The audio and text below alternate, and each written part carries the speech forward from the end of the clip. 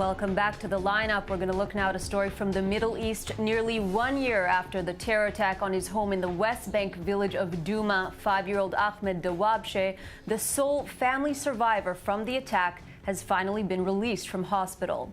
Ahmed's parents and 1-year-old brother were killed in the fire, which, according to Israeli prosecutors, was started by 2 Jewish extremists.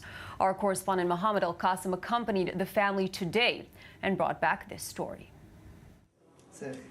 Almost 1 year to the day, the sole survivor of an arson attack that killed his entire family, Ahmed Dawabshe was released from the hospital last Friday and is among family now. The firebomb attack, allegedly committed by an extremist Jewish group, killed his mother, father, and brother. Ahmed, who turned 6 this week, spent his first few days in Douma with his grandparents. His uncle Nasser said coming home helps in his nephew's treatment.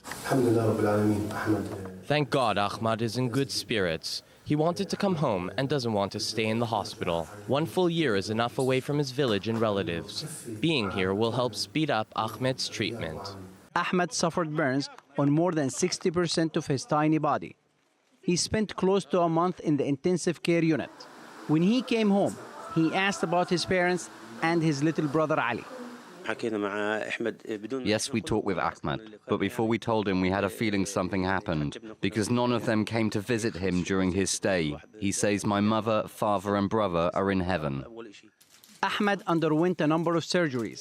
He always has on compression shirts, almost like a bodysuit, due to the severe burns sustained in the attack. He must also avoid direct sunlight. Ahmed's grandfather, Hussein Dawabshe, spoke highly of the doctors here at Tel Hashomer Hospital, saying the staff treated his grandchild in the best way possible.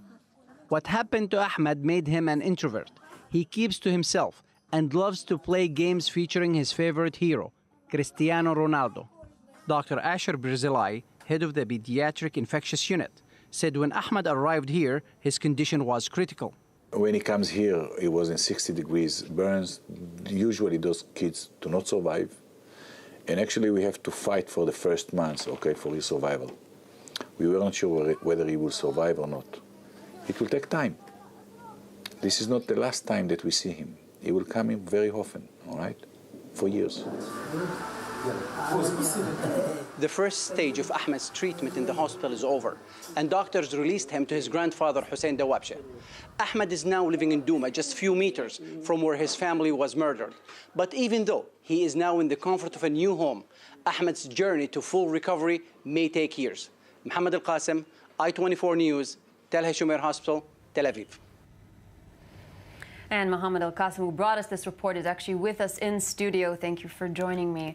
So, Mohamed, let's start with his medical condition today and an expectation for a full recovery. Great progress. I've been on this case, and this I've reported on it from day one. The great progression that Ahmed's made in the last year gives you, according to his doctors, basically he will recover. It may take years. Some doctors said that it may take up to 8 years with treatment before he is fully recovering. But to see him walk again, which a few months ago he couldn't even walk and put any pressure on his feet or his body, it's a great thing to hear and see.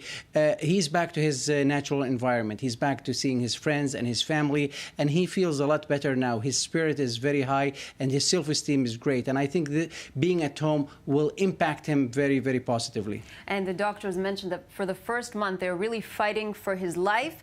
And though he's been released, he will be seeing the hospital on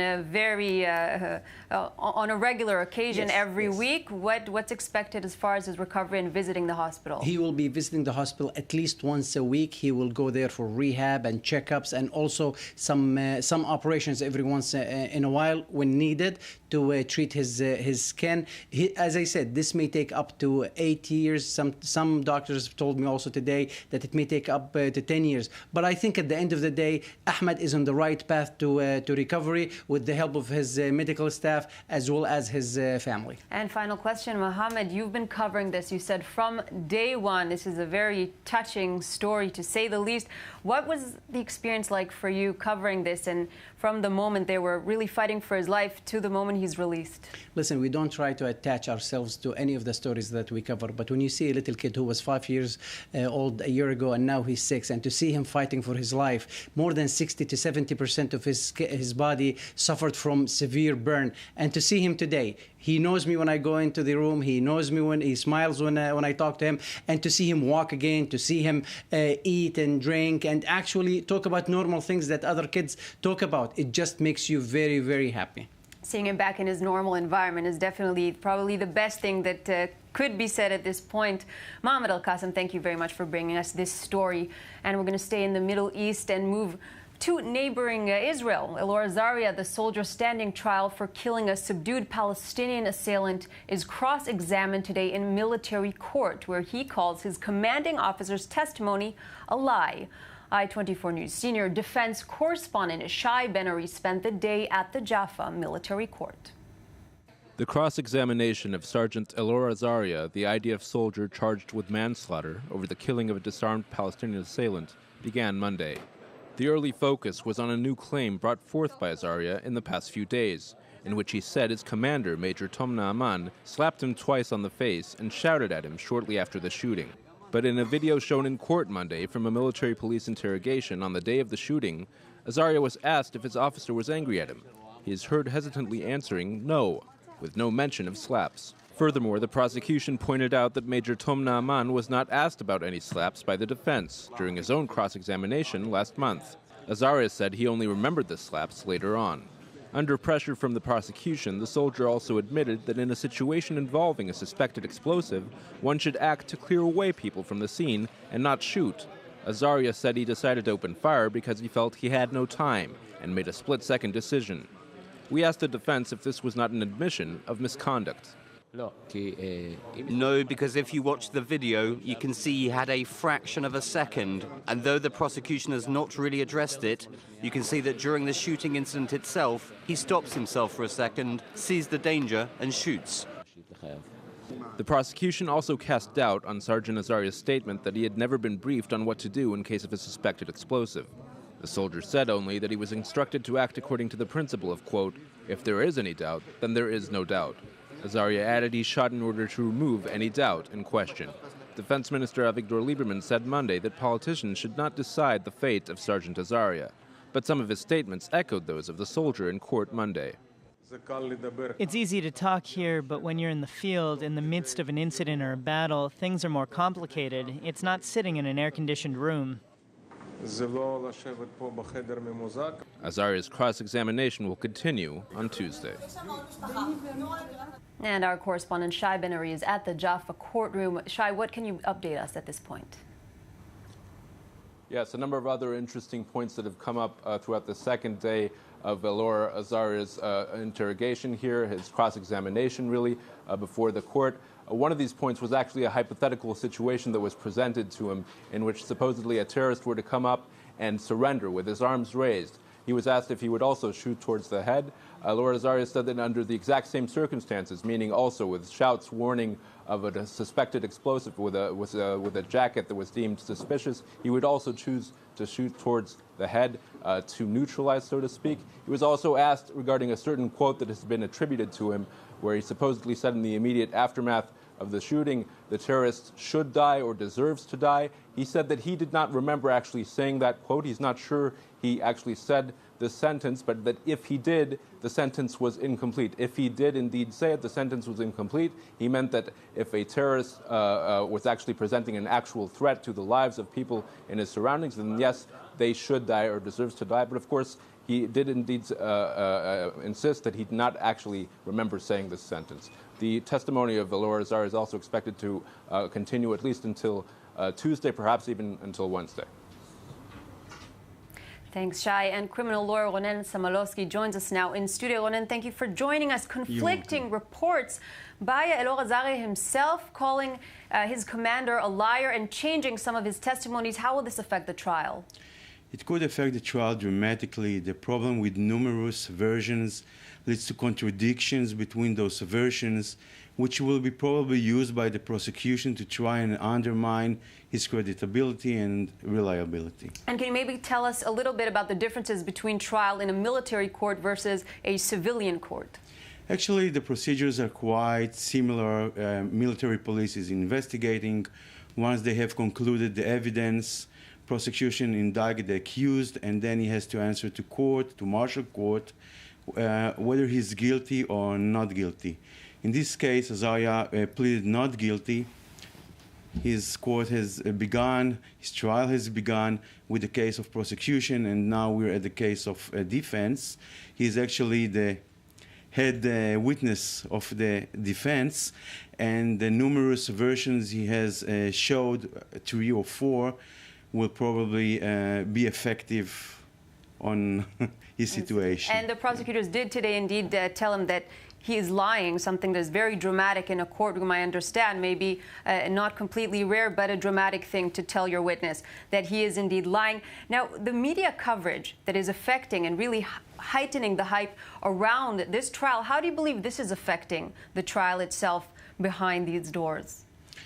It's actually a question that rises up on each trial that has a media coverage, and the judges will have to put it aside and focus only on their professionalism, and I'm sure they will be able to do that.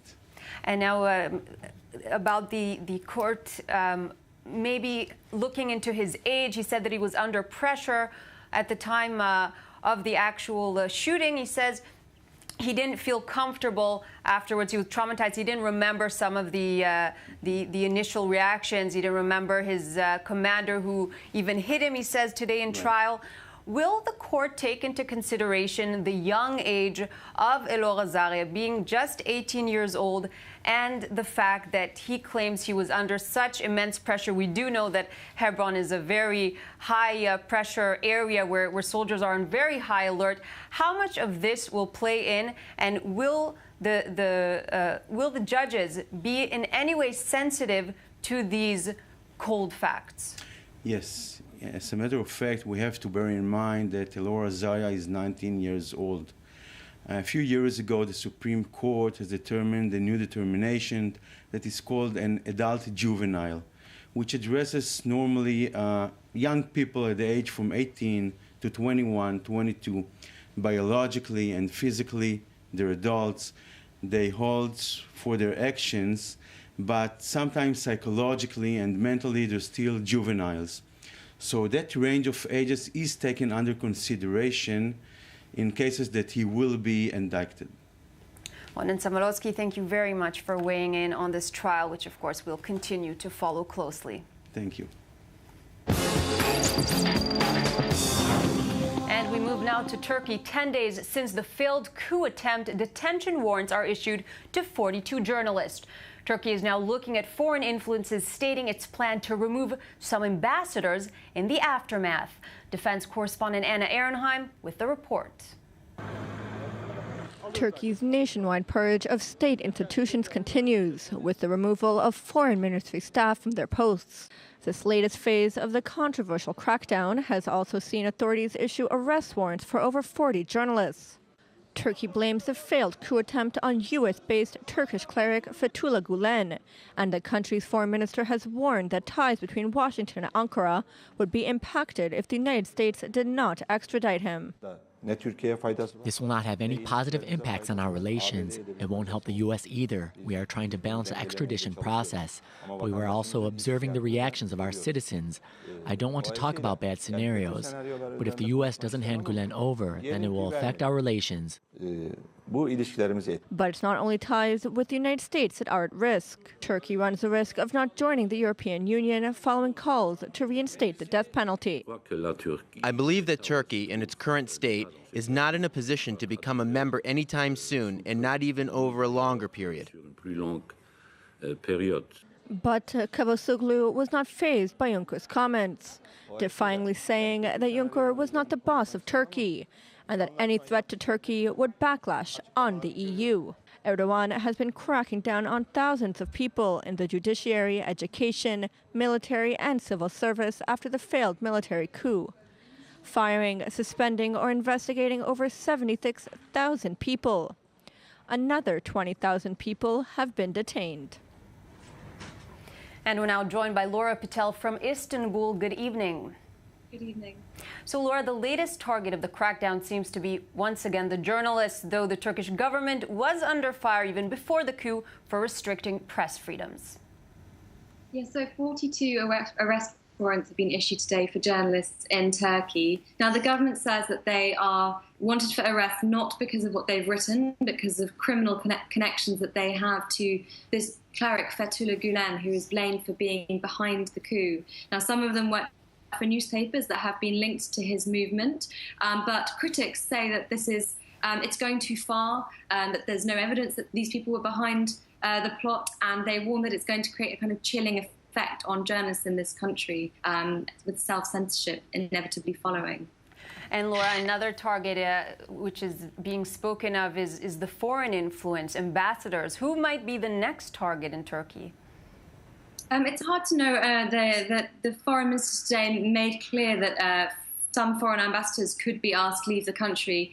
I think it's worth noting that there's very strong hostility, growing hostility here, I would say, to the response from the US, from European countries. There is a sense in Turkey, led from the government and pro-government media, that Turkey had a real near miss last Friday, that the president came close to being killed, that civilians were being shot on the streets, that the country could easily have plunged into civil war. And they feel that their allies in the West are not taking this threat sufficiently seriously. So we're seeing a lot of negativity towards some of those countries. And the state of emergency is indeed being taken to its full extent. Laura Patel, I want to thank you for joining us this evening. Now, while the G20 meets in China amid fear and uncertainty over Brexit, British Prime Minister Theresa May makes her way to Belfast to reassure Northern Ireland about Brexit negotiations. Marking her first visit since becoming Prime Minister, Shelby Whiner has the story. Newly appointed British Prime Minister Theresa May said she does not want to see a return to Ireland's previous borders on her first trip to Northern Ireland since assuming office. Concern over the border between British-controlled Northern Ireland and the Irish Republic, an EU member, has risen after the UK voted to leave the European Union. Nobody wants to return to the borders of the past. What we do want to do is to find a way through this that is going to work, deliver a practical solution for everybody. A violent history of Catholic nationalists fighting for a unified Ireland against Protestant Unionists ended in 1998 with the Good Friday Agreement. But the accord has been questioned in the light of the Brexit. And May said that the demarcation of the Irish border would be determined in talks in Brussels. I'm clear that the Northern Ireland Executive and the other devolved governments will be involved in our discussions as we set forward the UK position. But we've had constructive talks about the will that we all have to find a way through this, which is in the best interest of Northern Ireland and the best interest of the United Kingdom as a whole. Leaders on both sides of Ireland's border have guaranteed that people and goods will be able to cross freely. May also noted that the UK has had a common travel area with the Irish Republic for nearly 100 years. The precarious situation is likely why 56% of Northern Ireland voted to remain in the European Union. And Northern Ireland commentator Gary Spedding joins us now on the line. Good evening. Good evening. So what kind of welcome is Prime Minister May receiving upon arriving in Northern Ireland? Well, I think that for a lot of people, her visit will be reassuring. However, for a large section of both communities, it still leaves a lot of uncertainty, and people are still very worried about what Brexit means for the future in Northern Ireland. And I think the most important thing to remember is that 55.8% of people who voted in Northern Ireland chose to remain in the European Union. And unlike Scotland, where the First Minister of Scotland, Nicola Sturgeon, has made it very clear that she will be championing the vote in Scotland to remain in the European Union, in Northern Ireland, Arlene Foster, the First Minister in Northern Ireland, she was actually on the Leave side. And she's shown a disappointing lack of leadership and a lack of representation in relation to the people who voted Remain in Northern Ireland. And you just heard there her speech talking about peace and stability in Northern Ireland and the border. These are issues that were already dealt with in the Good Friday Agreement, which is under jeopardy because of the leaving of the European Union. The European Communities Act, for example, is key to the Good Friday Agreement. A number of European structures and cross-border institutes are dependent on the European Union, and a lot of peace funding is dependent on the European Union. And Mr. Spedding, is there any chance that Northern Ireland and Scotland would get any special status as they are interested in staying within the Union? Well, that's currently being debated, and there are a number of cases, instances, in fact, where I know people are trying to launch legal challenges in relation to this, and the discussion is still going on. We're not entirely clear about whether Scotland and Northern Ireland will be able to get any kind of special status or not. And Nicola Sturgeon in Scotland is still trying her hardest to promote the idea that she might have a veto over the UK leaving the European Union. Gary Spedding, I want to thank you very much for joining us this evening and weighing in on the latest following the Brexit vote.